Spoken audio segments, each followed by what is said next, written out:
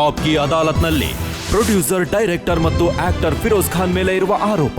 ಇವರಿಗೆ ಕೋಪ ಬೇಗ ಬರುತ್ತೆ. ಫಿರೋಜ್ ಖಾನ್ ಸಾಬ್, ಇದು ನಿಮ್ಮ ರೆಪ್ಯುಟೇಷನ್ ಆಗಿದೆ. ಈಗ ನೀವ್ ಹೇಳಿ ಸತ್ಯ ಏನು ಅಂತ. ತುಂಬಾ ಬಿಸಿ ರಕ್ತದವರು, ಸ್ವಲ್ಪ ಯಾರಾದ್ರೂ ಏನಾದ್ರೂ ಅಂದ್ರೆ ಕುದಿಯೋಕೆ ಶುರು ಆಗತ್ತೆ. ನೋಡಿ ರಜತ್ ಅವ್ರೆ, ನನ್ನ ತಂದೆಯವ್ರಿಗೂ ತುಂಬಾ ಕೋಪ ಬರ್ತಿತ್ತು. ನನ್ನನ್ನ ಒಂದು ಕೈಯಿಂದ ಹೀಗೆ ಹಿಡಿದು ಚಾವುಟಿಯಿಂದ ಹೊಡಿತಾ ಇದ್ರು. 13 ವರ್ಷ ಇದ್ದಾಗ ನನ್ನ ತುಂಟಾಟಗಳು ಶುರು ಮಾಡಿದ್ದೆ. ತುಂಬಾ ಮರ್ಯಾದಸ್ಥ ವ್ಯಕ್ತಿಯಾಗಿದ್ರು ಅವರು. ಮತ್ತೆ ರಾತ್ರಿ ನನ್ನನ್ನ ತಲೆಯಿಂದ ಪಾದದವರೆಗೂ ಪ್ರೀತಿಸ್ತಾ ಇದ್ರು. ನಾನವ್ರನ್ನ ದ್ವೇಷ ದೃಷ್ಟಿಯಿಂದ ನೋಡ್ತಿದ್ದೆ, ಯಾಕಿಷ್ಟು ಹೊಡಿತಾರೆ ಅಂತ. ಅದು ಹೆರಿಡಿಟರಿ ಆಗಿರ್ಬೇಕು. ತಂದೆಗೂ ಕೋಪ ಇತ್ತು ಅಂದ್ರೆ ಮಗನು ಕೂಡ ಬಹುಶಃ ಸ್ವಲ್ಪ ಅದರ ಪ್ರಭಾವ ಬರುತ್ತೆ ಅಂತ.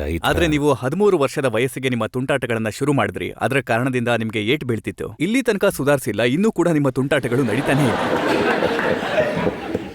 ನೋಡಿ, ಮನುಷ್ಯ ಕಲಿತಾನೆ ನಿಧಾನಕ್ಕೆ. ಮತ್ತೆ experience is a big teacher. And I have imbibed life. The quest for knowledge is suffering as a mankind and the existence of God. These are the 3 aspects, that I have always plagued my life. And I'm a school dropout. But whatever I have imbibed in my life is through my own experience, through my reading, and through my insight into life. ಕೋಪ ಬರೀ ನಿಮಗ್ ಮಾತ್ರ ಬರುತ್ತಾ, ಇಲ್ಲ ಅಕ್ಬರ್ಗೆ, ಸಂಜಯ್ ಖಾನ್ಗೂ ಕೋಪ ಬರುತ್ತಾ? ಇಲ್ಲ, we are all ಅಂದ್ರೆ ಇರೋದೇ ಹೀಗೆ ಪಠಾನ್. ಸ್ವಲ್ಪ ಮಟ್ಟಿಗಿದೆ, ಆದ್ರೆ ಕೋಪ ಹಾಗೆ ಸೋಡಾ ತರ ಇಳ್ದು ಹೋಗುತ್ತೆ. 1 ಸೆಕೆಂಡ್ ಏರುತ್ತೆ, 1 ಸೆಕೆಂಡ್ ಇಳ್ದು ಹೋಗುತ್ತೆ. ನೀವು ಏನೆಲ್ಲ ಹೇಳಿದ್ರಿ ಅದ್ರ ಬಗ್ಗೆ ಅಕ್ಬರ್ ಖಾನ್ ತುಂಬಾ ಕೋಪ ಮಾಡ್ಕೊಂಡಿದ್ರು. ಮತ್ತೆ ಅವ್ರು ಹೇಳಿದ್ರು ಈಗ ಇವ್ರನ್ನ ಕರಾಚಿ ಕರ್ಕೊಂಡು ಹೋಗಲ್ಲ ತಮ್ಮ ಜೊತೆ ಅಂತ. ಇದು ಪೂರ್ತಿ ಸುಳ್ಳು. ನಾನು ನಿಮಗೆ ಹೇಳ್ದೆ ಏನ್ ಸತ್ಯ ಅಂತ. ಈಗಷ್ಟೇ ಹೇಳ್ದೆ ನಾನು. ರಾತ್ರಿ 7 ಗಂಟೆ ಆಗಿತ್ತು. Chief minister of Punjab Pervez Elahi red ಫೋರ್ಟಲ್ಲಿ ಮಾತಾಡಕ್ ಕರೆದಿದ್ರು. ಅವರು ಹಠ ಮಾಡಿ ಆ ದಿನ ನನ್ನನ್ನ ಕರೆದಿದ್ರು. ಆದ್ರೆ ನಾನು ಅಲ್ಲಿನ ಪತ್ರಿಕೆಗಳಲ್ಲಿ ಓದಿದ್ದೀನಿ. ಅದರಲ್ಲಿ ಅಕ್ಬರ್ ಖಾನ್ ಹೇಳಿಕೆ ಏನಂದ್ರೆ, ಫಿರೋಜ್ ಖಾನ್ ಏನೆಲ್ಲ ಹೇಳಿದ್ದಾರೆ ಅದು ಅವರ ಪರ್ಸನಲ್ ಹೇಳಿಕೆ, ಅದಕ್ಕೂ ನಮಗೂ ಸಂಬಂಧ ಇಲ್ಲ ಅಂತ. ಹೌದು, ಅಕ್ಬರ್ ಹೇಳಿರ್ಬೋದು. ನೋಡಿ, ಒಬ್ಬ ಪ್ರೊಡ್ಯೂಸರ್ ತನ್ನ ಜೀವನದ ಪೂರ್ತಿ ಸಂಪಾದನೆನ ಫಿಲ್ಮ್ ಮೇಲೆ ಹಾಕಿದ್ರು. ಮತ್ತೆ ಅವರು ತುಂಬಾ ಒಳ್ಳೆ ಫಿಲ್ಮ್ ಮಾಡಿದ್ರು. ಆದರೆ ಅದರಲ್ಲಿ ನನಗೇನಾದ್ರೂ ಒಂದು ಸಣ್ಣ ಕೊರತೆ ಅಂತ ಅನ್ಸಿದ್ರೆ ಅದು ಲ್ಯಾಂಗ್ವೇಜ್ ಬಗ್ಗೆ. ನಮ್ಮಲ್ಲಿ ಮಹಾಭಾರತ ಕೂಡ ಮಾಡಿದ್ರು, ಮತ್ತದನ್ನ ಒಬ್ಬ ಮುಸ್ಲಿಂ ರೈಟರ್ ಬರೆದಿದ್ರು, ರಾಹಿ ಮಾಸೂಮ್ ರಜಾ. ಆಗ ಸಾಕಷ್ಟು ಕ್ರಿಟಿಸಿಸಮ್ ಬಂದಿತ್ತು, ಏನಂದ್ರೆ ಮಹಾಭಾರತನ ಒಬ್ಬ ಮುಸ್ಲಿಂ ಹೇಗ್ ಬರೆಯಕ್ ಸಾಧ್ಯ ಅಂತ. ಆದ್ರೆ ರಾಹಿ ಸಾಬ್ ಮತ್ತೆ ಚೋಪ್ರಾ ಸಾಬ್ ಅವ್ರನ್ನ ತುಂಬಾ ಮೆಚ್ಕೊಳ್ತೀನಿ. ಅವರು ಮಹಾಭಾರತದ ಕಠಿಣ ಸಂಸ್ಕೃತ ಅಥವಾ ಹಿಂದಿ ಮಾತಾಡಿದ್ರೆ ಇವತ್ತಿನ ಜನರಿಗೆ ಅದು ಹೇಗೆ ಅರ್ಥ ಆಗತ್ತೆ ಅಂತ ಗೊಂದಲ ಇತ್ತು. ಇವತ್ ನಮ್ಮ ಭಾಷೆ ಹಿಂದೂಸ್ತಾನಿಯಾಗಿದೆ. ಶುದ್ಧ ಹಿಂದಿನ ತುಂಬಾ ಕಡಿಮೆ ಜನ ಅರ್ಥ ಮಾಡ್ಕೋತಾರೆ. ಮತ್ತೆ ಈ ಭಾಷೆಯನ್ನ ಪ್ರಮೋಟ್ ಮಾಡೋದ್ರಲ್ಲಿ ಫಿಲ್ಮ್ಗಳ ದೊಡ್ಡ ಪಾತ್ರನೇ ಇದೆ. Hindustani amalgamation of Urdu and Hindi. ಅದಕ್ಕೆ ನನಗೇನನ್ಸುತ್ತೆ, ಈ ಫಿಲ್ಮ್ ಸ್ವಲ್ಪ ವೀಕ್ ಆಗಿ ಯಾಕೆ ಓಡ್ತು ಅಂದ್ರೆ ರಿಲೀಸ್ ತಪ್ಪಾಗಿತ್ತು, ಸ್ಟಾರ್ ಕಾಸ್ಟ್ ಇರಲಿಲ್ಲ. ಪಾಪ ಅಕ್ಬರ್ ತುಂಬಾ ಧೈರ್ಯವಂತ ವ್ಯಕ್ತಿ, ತುಂಬಾ ಒಳ್ಳೆ ಫಿಲ್ಮ್ ಮೇಕರ್, ಮತ್ತೆ ಮೇಡ್ ಎ ಬ್ಯೂಟಿಫುಲ್ ಫಿಲ್ಮ್. ಅವನು ಹೋಗಿದ್ದ ಪಾಕಿಸ್ತಾನಕ್ಕೆ. ಅಲ್ಲಿ ಈಗ ಅವನು between the ಡೆವೆಲ್ and the deep blue C ವಿಷಯ ಆಗಿತ್ತಲ್ಲಿ. ಒಂದ್ ಕಡೆ ಸಹೋದರ, ಮತ್ತೊಂದ್ ಕಡೆ ಫಿಲ್ಮ್. ಒಂದ್ ಕಡೆ ಸಹೋದರ, ಮತ್ತೊಂದ್ ಕಡೆ ಫಿಲ್ಮ್. ಒಂದ್ ಕಡೆ ಫಿರೋಜ್ ಖಾನ್, ಮತ್ತೊಂದ್ ಕಡೆ ತಾಜ್ ಮಹಲ್. ಆದ್ರೆ ಇದು ನಿಜನಾ? ಏನಂದ್ರೆ ಅವಾಗ್ಲೇ ಯಾರ ಬಗ್ಗೆ ನೀವು ಉಲ್ಲೇಖ ಮಾಡಿದ್ರು, ಮುಖ್ತಾರ್ ಅಬ್ಬಾಸ್ ನಖ್ವಿ, ಬಿಜೆಪಿ ನಾಯಕರು, ಅವರು ನಿಮ್ಮ ಸಪೋರ್ಟ್ನಲ್ಲಿ ಹೇಳಿಕೆ ಕೊಟ್ಟಿದ್ರು. ಮತ್ತೆ ಅವ್ರ ಮೇಲೆ ಕೋಪ ಮಾಡ್ಕೊಂಡಿದ್ರು. ಅಕ್ಬರ್ ಖಾನ್ ಹೇಳಿದ್ರು ಏನಂದ್ರೆ, ನಾನ್ ನಿಮ್ ಮೇಲೆ ಮೊಕದ್ದಮೆ ಹಾಕ್ತೀನಿ. ಹೌದು, ಅದು ಯಾಕಂದ್ರೆ ನಖ್ವಿ ಸಾಹೇಬ್ರ 2ನೇ ಲೈನ್ ಏನಿತ್ತು, ಮೊದಲನೇ ಲೈನಲ್ಲಿ ಐ ಆಮ್ ಎ ನ್ಯಾಷನಲಿಸ್ಟ್ ಅಂತ ಹೇಳಿದ್ರು. ನಾನ್ ನ್ಯಾಷನಲಿಸ್ಟ್ ಅಂತ ಹೆಮ್ಮೆಯಿಂದ ಹೇಳ್ತೀನಿ. ಪಾಕಿಸ್ತಾನಕ್ಕೆ ಹೋಗಿ ಹೇಳ್ದೆ, ಹಿಂದೂಸ್ತಾನದಲ್ಲಿ ಏನ್ ಹೇಳಲಿಲ್ಲ. ಆದ್ರೆ ನಾನು ಇದನ್ನ ಹೇಳಲಿಲ್ಲ, Pakistan is built on hatred ಅಂತ. ಅವ್ರ 2ನೇ ಲೈನ್ ನಾನು ಅವ್ರ ಪೇಪರ್ ಕಟಿಂಗ್ ತಂದಿದ್ದೀನಿ, ಅದು ಕೂಡ ನನ್ನ ಹತ್ರ ಇದೆ.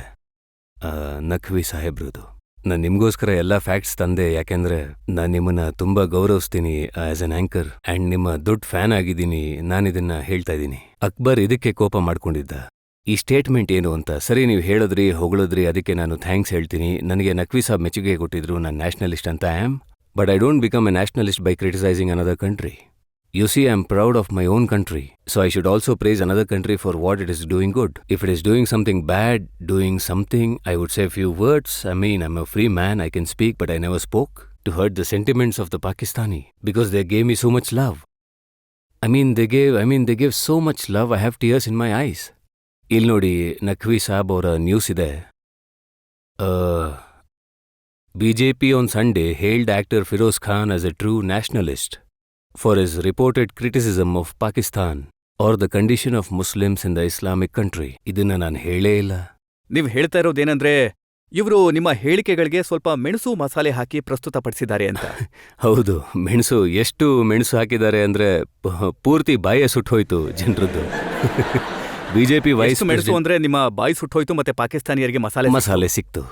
ಈ ಥರದ ರಿಪೋರ್ಟ್ಸ್ ಏನಿದೆ, ಮೀಡಿಯಾಗಳು ಇಲ್ಲಿಂದ ಅಲ್ಲಿಗೆ ಹಬ್ಸಿದ್ರು, ಅಲ್ಲಿಂದ ಇಲ್ಲಿಗೆ ಹಬ್ಸಿದ್ರು, ಹೀಗೆ ಮಾಡ್ತಾ ಮಾಡ್ತಾ ಬಹುಶಃ ಪ್ರೆಸಿಡೆಂಟ್ ಮುಷರಫ್ ವರ್ಗೂ ತಲುಪಿದೆ ಅನ್ಸುತ್ತೆ. ಏನ್ ವಿಷಯ ಇದು ಅಂತ. ಈಗ ಒಂದ್ ವೇಳೆ ಏನಾದ್ರೂ ನೀವು ಪ್ರೆಸಿಡೆಂಟ್ ಮುಷರಫ್ ಅವರಿಗೆ ಸಂದೇಶ ಕೊಡೋದಕ್ಕೆ ಇಷ್ಟಪಡೋದಾದ್ರೆ ಏನ್ ಹೇಳ್ತೀರಾ? ಆ ವ್ಯಕ್ತಿಯ ಪರವಾಗಿ ಯಾರ ಮೇಲೆ ಬ್ಯಾನ್ ಹಾಕಲಾಗಿದೆ ಅವ್ರ ಕಡೆಯಿಂದ?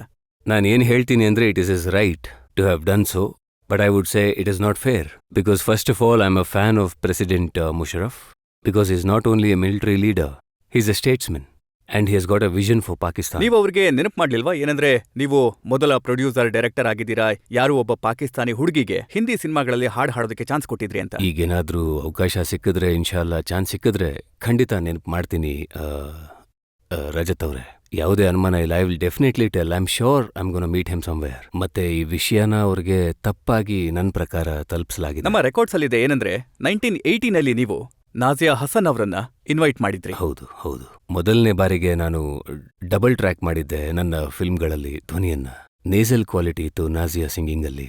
ಅದು ಡಬಲ್ ಟ್ರ್ಯಾಕ್ ಮೊದಲನೇ ಸಲ 24 ಟ್ರ್ಯಾಕ್ ಮೇಲೆ ಡಬಲ್ ಟ್ರ್ಯಾಕ್ ಮಾಡಿದ್ದೆ ನಾನು ನಾಜಿಯಾದು. ಅದಾದ್ಮೇಲೆ ಶಿ ಬಿಕೇಮ್ ಎ ಸೆನ್ಸೇಷನ್. ಜನರಿಂದ ಕೇಳೋಣ ಇದ್ರ ಬಗ್ಗೆ, ಈ ಕಾಂಟ್ರವರ್ಸಿ ಬಗ್ಗೆ ಜನರ ಮನಸ್ಸಲ್ಲಿ ಏನ್ ಪ್ರಶ್ನೆಗಳಿದೆ, ಏನ್ ಪ್ರಶ್ನೆ ಕೇಳೋದಕ್ಕೆ ಇಷ್ಟಪಡ್ತಾರೆ ಅಂತ ಹೇಳಿ. ಕೊನೆ ಸಾಲಲ್ಲಿ ನೀವ್ ಏನ್ ಮಾಡಿದಿರೋ ಸರಿಯಾಗೇ ಮಾಡಿದೀರಾ, ಎಲ್ಲ ಫ್ಯಾಕ್ಟ್ನ ಹೇಳಿದೀರಾ. ನಾವಿಲ್ಲಿ ಒಂದ್ ವೇಳೆ ಡಿಲೇ ಆಗಿದ್ರು ನಿಮ್ಗೋಸ್ಕರ ವೇಟ್ ಮಾಡ್ತಿದ್ವಿ, just prove our solidarity with you. ನೀವು ತುಂಬಾ ಒಳ್ಳೆ ಕೆಲ್ಸ ಮಾಡಿದ್ರಿ, ನೀವು ಸತ್ಯನ ಅವ್ರ ಮುಂದೆ ತಂದಿದ್ದೀರಾ.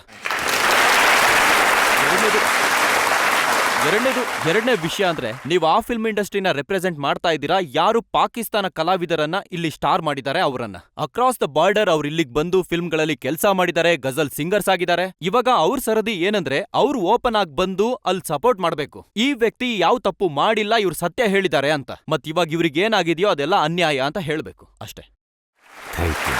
ಅರ್ಧ ಯುಗ ಅಂತ ನೀವು ಗೆದ್ದೇ ಬಿಟ್ರಿ, ಜನ ನಿಮ್ ಜೊತೆಗಿದ್ದಾರೆ. ನಾನ್ ಫಿರೋಜ್ ಖಾನ್ ಅವರಿಗೆ ಈ ವಿಷಯಕ್ಕಾಗಿ ಅಭಿನಂದನೆ ಹೇಳಕ್ ಇಷ್ಟಪಡ್ತೀನಿ. ಅವ್ರು ಬೇರೆ ದೇಶಕ್ಕೆ ಹೋಗಿ, ಅದು ಪಾಕಿಸ್ತಾನ ಇರ್ಬೋದು ಅಥವಾ ಬೇರೆ ಯಾವ್ದಾದ್ರು ಕಂಟ್ರಿ, ನಮ್ಮ ಭಾರತೀಯರು ತಲೆಯನ್ನ ಹೆಮ್ಮೆಯಿಂದ ಎತ್ತೋ ಹಾಗೆ ಮಾಡಿದ್ದಾರೆ. ಮತ್ತೆ ಮುಸ್ಲಿಮ್ರು ಕೂಡ ತಲೆಯನ್ನ ಹೆಮ್ಮೆಯಿಂದ ಎತ್ತೋ ಹಾಗೆ ಮಾಡಿದ್ದಾರೆ. ಮತ್ತೆ ಸರ್, ಯಾವ್ದೋ ಒಂದ್ ದೇಶ ನಿರ್ಬಂಧ ಹಾಕಿರೋದಕ್ಕೆ ನೀವ್ ಹೆದರ್ಬೇಡಿ.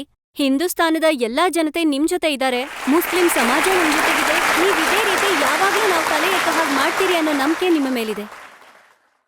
ನಾನು ಇದರ ಮೇಲೊಂದು ಕವಿತೆ ಹೇಳಕ್ ಇಷ್ಟಪಡ್ತೀನಿ. ಖಂಡಿತ. कठिन मरहलों से गुजरना पड़ेगा, अगर जीना है 100 बार मरना पड़ेगा.